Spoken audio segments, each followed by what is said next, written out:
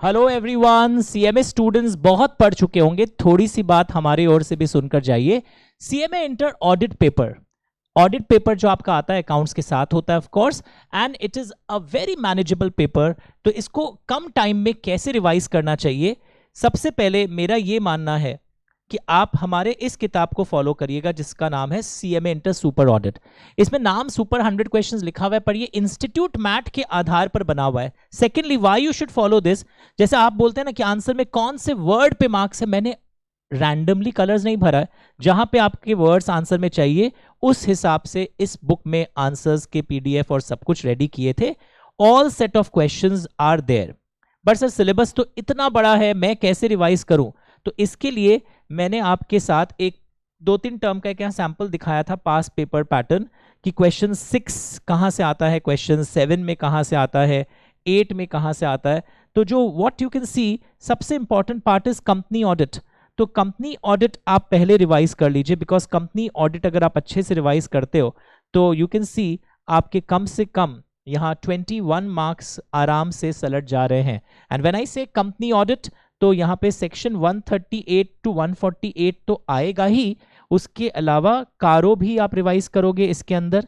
And उसके अलावा कारो के अलावा व्हाट एल्स, आप कंपनी ऑडिट जब भी पढ़ोगे ना, तो मैंने सीएमए मैट से भी कंपनी ऑडिट के कुछ कुछ पोर्शंस करवाए थे, तो सीएमए मैट वाला पोर्शन भी करोगे। तो company audit is your zone A, the most important zone. ऐसे तो इंपॉर्टेंट कुछ नहीं होता है, पर कंपनी ऑडिट बहुत अच्छे से करोगे। कैसे रिवाइज करोगे? 138 से 148 मैंने 1.5 घंटे में पूरा रिवीजन कर रखा है। आप 1.5x में सुन सकते हो यूट्यूब के प्लेलिस्ट में, और इस वीडियो के प्लेलिस्ट में भी डलवा दूंगा। Second line of attack, sir मैं ये और कौन से चैप्टर्स करूं?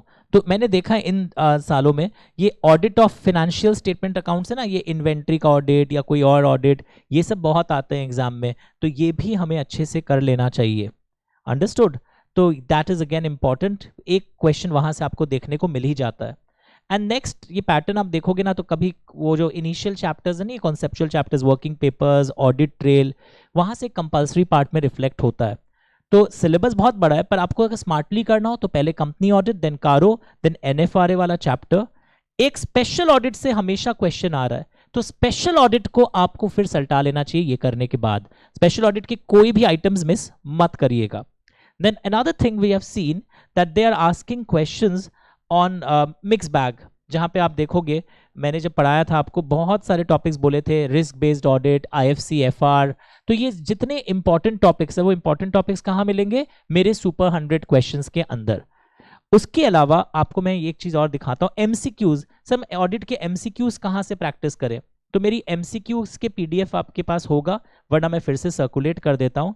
तो एमसीक्यूज में आंसर्स भी मैंने आपको वीडियो में समझाते हुए पूरा मार्क करवाया था, तो आप उसको देख सकते हो। That will save your time. पर एमसीक्यूज के पीछे आप लास्ट में पढ़िएगा, 69 पेजेस का ये पीडीएफ है। So all good MCQs are there. MCQs में कंपनी ऑडिट से भी एमसीक्यूज आता है, एमसीक्यूज में आप बहुत सारे जोन्स है।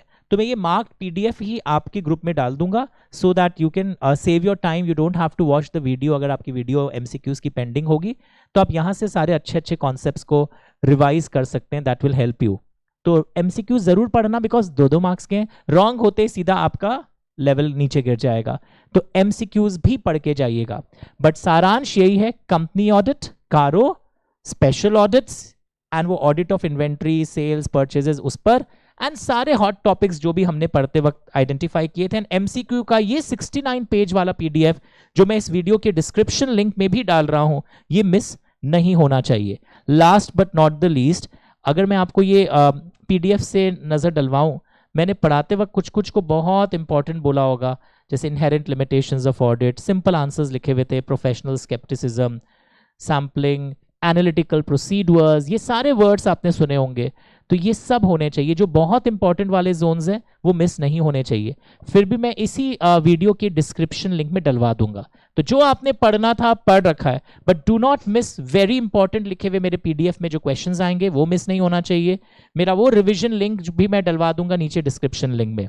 ऑल द बेस्ट, और उसके बाद अपने मिलते हैं। और लॉ एंड ऑडिट की नए बैचेस जो आपके जूनियर्स एग्जाम देने वाले हो नेक्स्ट टर्म में, वो भी अब शुरू होने वाले हैं नेक्स्ट मंथ से।